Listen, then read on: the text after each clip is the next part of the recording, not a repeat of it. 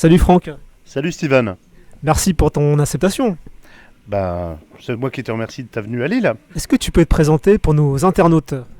Alors, je suis Franck Bonnat, 45 ans bientôt. Je travaille dans le courtage de prêts immobiliers où j'ai ma petite société ABC. J'ai également une carrière de 23 ans dans le flipper au niveau mondial où j'ai commencé les championnats du monde en 94 à Chicago. Alors, j'ai été vice-champion du monde de flipper en 98 à Vegas. J'ai été 3 fois champion d'Europe.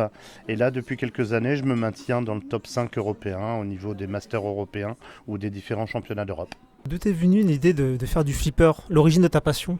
À l'origine, c'est mon papa qui allait boire sa bière au café puisqu'il était commerçant à Arras.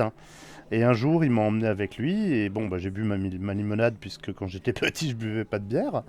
Et là, je lui ai demandé une pièce. Et puis j'ai tout de suite mis une pièce dans ce satané jeu. Et c'est devenu viral. Qu'est-ce que te procure le flipper? L'entraînement se base plutôt sur une bonne résistance au stress puisque lorsqu'on est en compétition, on est avec d'autres. Et donc, il faut toujours être au top. Et je dirais que l'entraînement consiste à du bon calcul de trajectoire, à toujours rester fort concentré. Je pense que c'est le plus intéressant et le plus important dans le flipper. Est-ce que tu es un compétiteur? Totalement. Oui, lorsqu'on est en tournoi, on est en tournoi et vraiment, on rigole pas avec ça. Je ne lâche vraiment rien en tournoi, jusqu'à même parfois jouer. Je me rappelle l'année dernière au Master de Flipper européen à Bunde en Allemagne. Il nous est arrivé on a commencé à jouer à 13h le samedi et j'ai joué Kaylee George qui est 2 fois champion du monde. Je l'ai joué entre 3h et 6h du matin. Donc voilà, on est capable d'aller très loin. Avant, on en parlait beaucoup, maintenant de moins en moins à cause des jeux vidéo, je pense. Oui, alors c'est vrai, les jeux vidéo ont quelque part un petit peu effacé les flippers. Bon, il faut savoir aussi que les flippers à la base étaient des jeux de café et que dans les cafés maintenant on en voit de moins en moins. Il y a de moins en moins de billards, de fléchettes et de flippers. Et donc le flipper est aujourd'hui devenu un petit monde de collectionneurs de jeux. Et là, le flipper se refait une place puisque paradoxalement par les jeux vidéo, beaucoup de jeunes qui viennent lors des différentes expositions de flipper ont découvert le flipper par une tablette ou un jeu vidéo et veulent voir ce que c'est en vrai. Et donc parfois on a des gamins de 7-8 ans qui se disent c'est ça un vrai flipper. Et franchement c'est génial. Justement, c'est très beau d'une manière esthétique. Quels sont tes flippers préférés?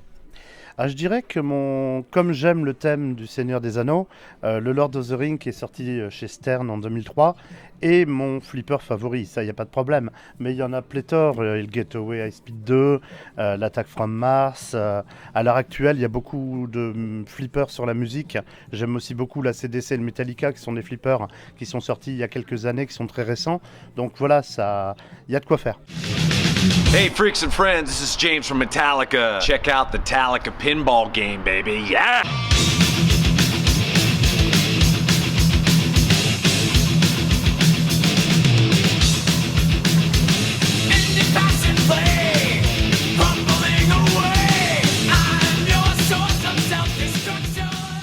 Donc à côté, tu as un métier. Ah oui, j'encadre une petite équipe de courtiers en prêt immobilier. J'ai une agence au Havre, une agence à Lille pour ABC Primo. Et j'ai rien à voir, ah bah non. Non, parce que 2 choses me passionnent, la finance et le flipper. Alors certes, lorsque j'étais gamin, même plus tard, lorsque j'étais adolescent, soit j'aurais voulu être exploitant de jeux automatiques, donc travailler de ma passion, ou banquier. Donc finalement, j'ai réussi à concilier les deux dans ma vie finalement. Quels sont tes prochains projets? Mes prochains projets, donc là j'ai l'ouverture professionnelle au niveau du Havre, mon agence ouvre le 14 mai. Et je pars du 10 au 13 à Fulda pour les Pinball Olympics. Donc ce sont les Jeux Olympiques du flipper où sur 4 jours nous avons 4 tournois. Et du 17 au 21, il y a l'Open d'Espagne à Madrid. Donc je reviens d'Allemagne pour aller en Normandie pour le travail. Et ensuite je pars à Madrid du 17 au 21 mai. Et ensuite on a la baraque à flip. On a un chouette truc dans le nord. C'est purement ch'ti. Le 2 et le 3 juin à Carvin, nous avons une exposition de flipper où il y a un tournoi sur le samedi et le dimanche.